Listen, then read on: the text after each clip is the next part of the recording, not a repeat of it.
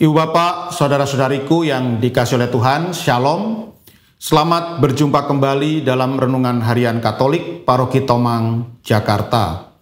Hari ini hari Kamis, tanggal 6 Februari tahun 2025. Tema renungan kita hari ini adalah Berjalan bersama Allah. Ibu bapak, saudara-saudariku yang dikasihi oleh Tuhan, satu kali ada seorang pemuda datang kepada saya dan ia mengungkapkan kegelisahan dan juga ketakutannya, juga kegundahannya, karena sesungguhnya ia ingin segera menikah dengan kekasihnya atau dengan pacarnya. Jadi pemuda ini dia sebenarnya secara psikologis ya sudah merasa siap untuk menikah dengan kekasihnya dan membangun sebuah rumah tangga, ya, membangun rumah tangga bersama kekasihnya. Namun pemuda ini dihantui oleh rasa takut, ya, karena menurut dia penghasilannya di perusahaan tempat dia bekerja itu tidak terlalu besar dan dia khawatir penghasilannya itu tidak akan cukup untuk hidup berkeluarga. Maka dia pun mengungkapkan kebingungannya itu kepada saya. Maka saya berkata kepada pemuda ini, kalau kamu memiliki sikap seperti ini, berarti kamu memiliki mindset atau memiliki pola pikir bahwa kamu dalam hidup ini berjalan sendirian. Kamu menjalani kehidupanmu itu sendirian dan kamu mengandalkan kekuatan dirimu sendiri. Inilah yang membuat kamu selalu takut dan khawatir di dalam kehidupan. Sebagai orang beriman, kita harus percaya bahwa dalam hidup ini kita tidaklah sendiri. Kita punya sahabat, kita punya saudara yang luar biasa yang selalu mengiringi kita di dalam perjalanan hidup ini. Dan dia adalah Tuhan kita Yesus Kristus.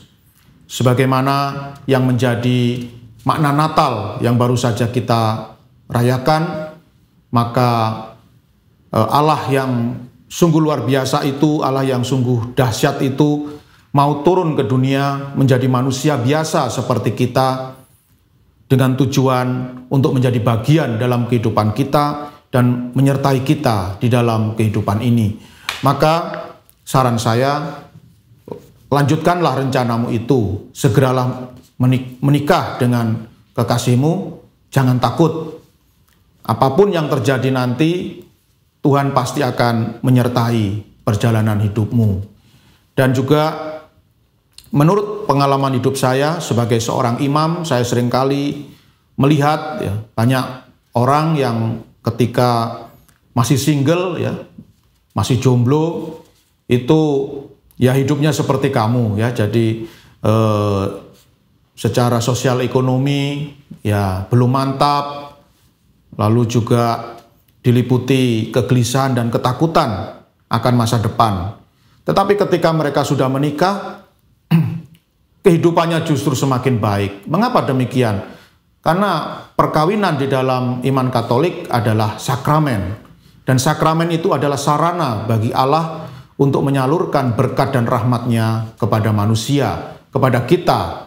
Ya, maka tidak heran justru ketika orang itu menikah, ya, berkeluarga, justru segalanya itu ditambahkan oleh Tuhan, ya. Jadi kehidupannya jadi semakin baik, rezeki semakin lancar, semakin sehat, dan segala kebaikan itu diberikan kepada keluarga ini. Karena sekali lagi perkawinan sesungguhnya adalah sebuah sakramen yang menyalurkan berkat dan rahmat Allah. Jadi jangan takut, ya. Segera wujudkan rencanamu untuk menikahi kekasihmu. Jangan takut. Allah pasti senantiasa menyertaimu dalam perjalanan hidup ini. Ibu bapak, saudara-saudariku yang dikasihi oleh Tuhan, dalam Injil Markus bab 6 ayat 7 sampai 13 yang dibacakan dalam perayaan Ekaristi hari ini, dikisahkan tentang Tuhan Yesus yang mengutus para muridnya untuk pergi berdua-dua untuk bermisi mewartakan Injil.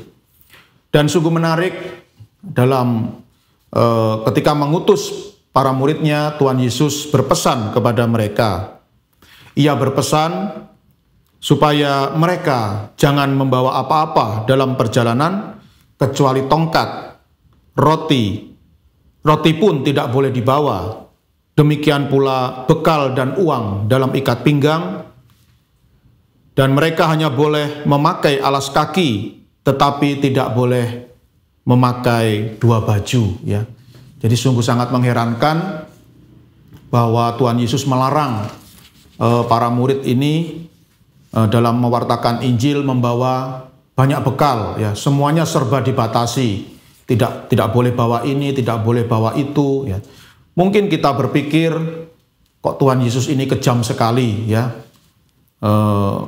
memberi pekerjaan, memberi tugas kepada para murid, tapi para murid tidak boleh bawa apa-apa, ya, roti tidak boleh dibawa, tongkat tidak boleh dibawa, tidak boleh membawa bekal, ya, dan hanya boleh memakai alas kaki dan tidak boleh memakai dua baju, ya. Jadi ya, kalau memakai alas kaki ya sudah barang tentu, ya, semua orang pasti kalau pergi memakai alas kaki, ya.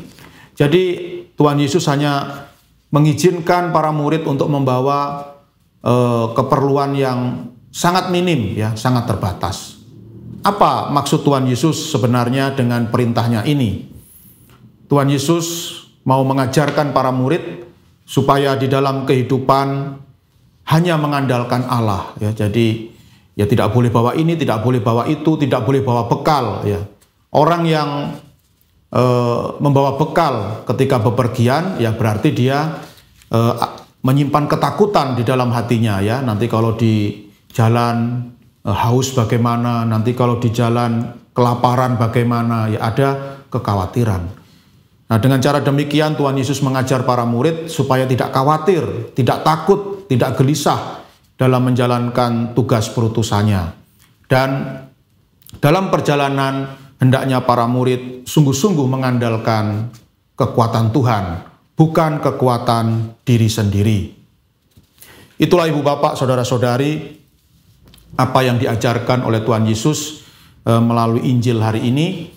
Tuhan Yesus meminta kita agar dalam kehidupan kita jangan punya mindset atau punya pola pikir seolah-olah dalam menjalani kehidupan ini kita ini berjalan sendirian, ya, hanya sendirian. Padahal itu tidak benar, ya.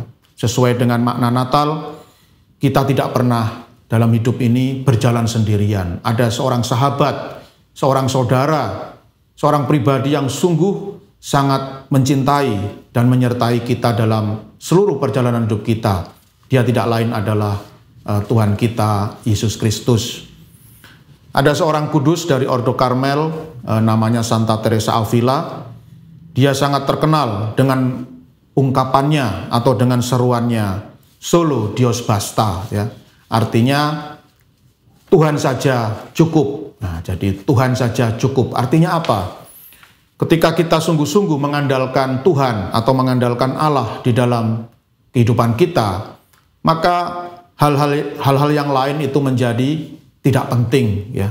Mengapa? Karena kita memiliki sumber dari segala sesuatu yang ada di dunia ini, ya.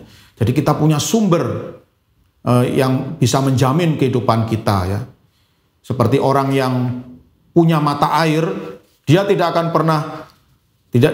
pernah gelisah, ya, akan kehausan, ya. Dia tidak pernah gelisah bagaimana nanti kalau saya kehabisan air. Mengapa? Ya karena dia punya mata air itu sendiri, mata air yang dia miliki, maka tidak perlu takut kehabisan air dan mati kehausan.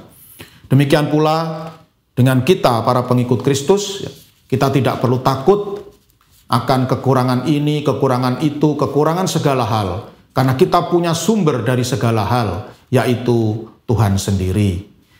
Semoga Ibu Bapak, Saudara-saudari yang dikasihi oleh Tuhan, inspirasi Injil pada hari ini sungguh-sungguh menguatkan kita dan memberanikan kita untuk mengubah mindset kita, mengubah pola pikir kita. Sekali lagi, kita tidak hidup sendirian, kita tidak berjalan sendirian. Kita hidup bersama Allah, kita berjalan bersama Allah. Dan yakinlah bahwa Allah pasti akan selalu campur tangan. Allah pasti akan selalu peduli dengan kehidupan yang kita jalani. Tuhan memberkati.